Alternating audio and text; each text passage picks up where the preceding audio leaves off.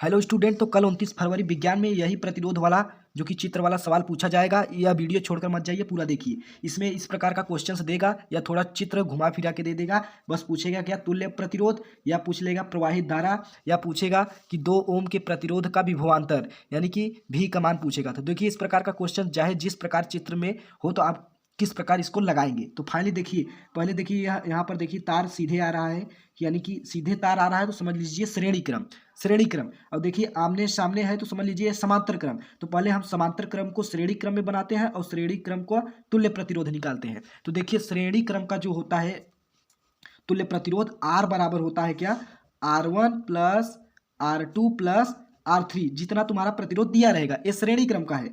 ये क्या है तुम्हारा श्रेणी क्रम, ये श्रेणी क्रम के लिए है। और जब समांतर क्रम को हमें प्रतिरोध निकालना होता है तो यहाँ पर देखिए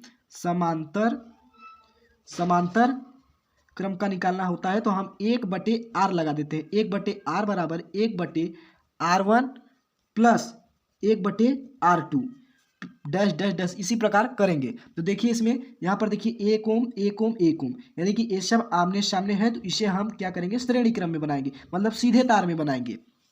तो देखिए समांतर क्रम में है तो समांतर क्रम के लिए बताए हैं 1/R1 बराबर यही फार्मूला लगेगा। तो यहाँ पर देखिए लगाते हैं हम 1/R1, 1/R बराबर 1/R1 plus 1/R2 plus 1/R3।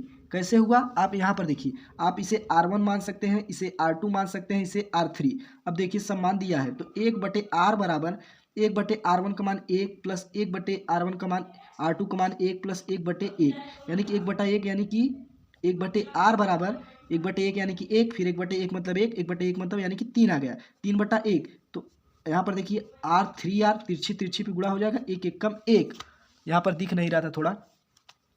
तो फिर R का मान तुम्हारा 1/3 आया, जो कि ये क्या आ गया। अब देखिए ये 2 ओम, ये 2 ओम, ये कितना होगा 1/3 ओम, ये पूरा मिला के 1/3 ओम हो गया।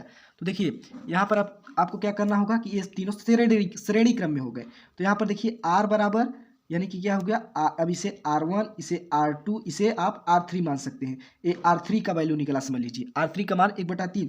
तो तुल्य प्रतिरोध ज्ञात करने के लिए हम तीनों प्रतिरोधों को जोड़ देते हैं R3।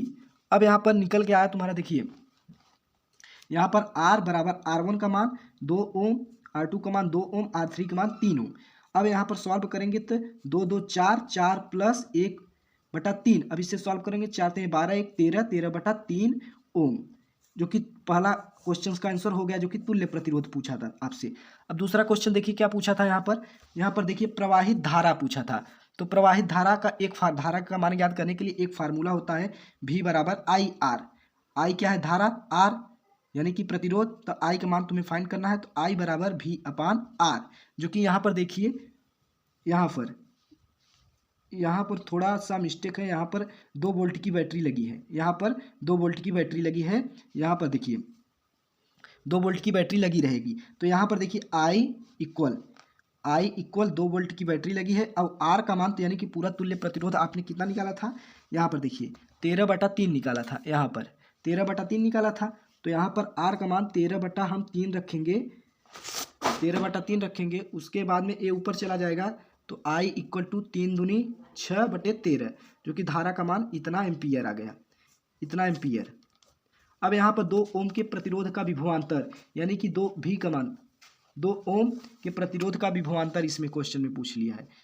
यहाँ पर देखिए 2 ओम के प्रतिरोध का विभवांतर यानी कि 2 ओम, यानी कि कितना दिया है, यानी कि 2 ओम दिया है, यानी कि एक प्रतिरोध कितना दिया है, 2 ओम। V बराबर IR, यानी कि R का मान 2 दिया है और धारा आपने क्या निकाला 6/13, तब विभवांतर V बराबर 6/I का मान निकाला 13, R का मान 2, यानी कि V बराबर 6 दूनी 12, 12/13 वोल्ट। यही तुम्हारा आंसर हो गया। तो उम्मीद है दोस्तों क्वेश्चंस आपको समझ में आया होगा। देख लीजिए चित्र फिर से, यही क्वेश्चंस पूछा जाएगा कल के एग्जाम में। तो धन्यवाद।